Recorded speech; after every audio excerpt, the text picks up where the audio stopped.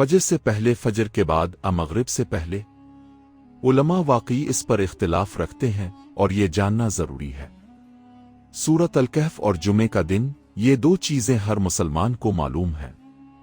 नबी करीम सल्लल्लाहु अलैहि वसल्लम ने फरमाया कि जिसने जुमे के दिन सूरत अल-कहफ पढ़ी, इसके लिए अगले जुमे तक नूर होगा।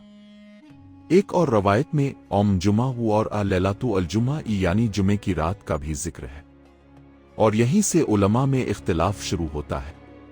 बाज़ उलमा कहते हैं कि औम जुमा यानी जुमे का दिन तुलुआ फजर से गुरूब आफ्ताब तक है, इसलिए फजर के बाद पढ़ना अफजल है।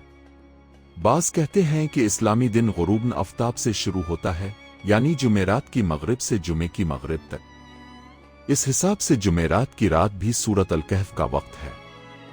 इमाम नोवी रहमाउल्लाह ने फरमाया कि दोनों वक्तों में पढ़ना जायज़ है, जुमे की रात भी और जुमे के दिन भी। तो बेहतरीन वक्त क्या है? उलमा का गालिब कौल यह है कि जुमेरात की मगरिब के बाद से जुमे की मगरिब से पहले तक ये पूरी मुद्दत सूरत अल-कहफ के लिए है। जो जुमेरात की रात पढ़ सके पढ़े, जो जुमे की सुबह पढ़ सके पढ़े, जो दोपहर मगरिब से पहले पढ़ सके पढ़े, मगर मगरिब से पहले मुकम्मल कर ले। मगर यहाँ असल बात यह है, जो शख्स वक्त की बहस में अटक जाए और सूरत अल-कहफ पढ़े ही नहीं, वो सबसे बड़ी गलती कर रहा है।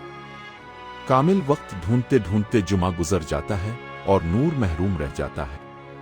नबी करीम सल्लल्लाहु अलैहि वसल्लम ने आसानी दी, जुमे का पूरा दिन और रात। इस वसत में कोई उज़र नहीं। सूरत अल-कहफ पढ़ें किसी भी वक्त, मगर पढ़ें जरूर, क्योंकि वो नूर जो अगले जुमे तक साथ रहता है, वो किसी घड़ी की मोहताज नहीं, वो नियत और तिलावत की मोहताज है।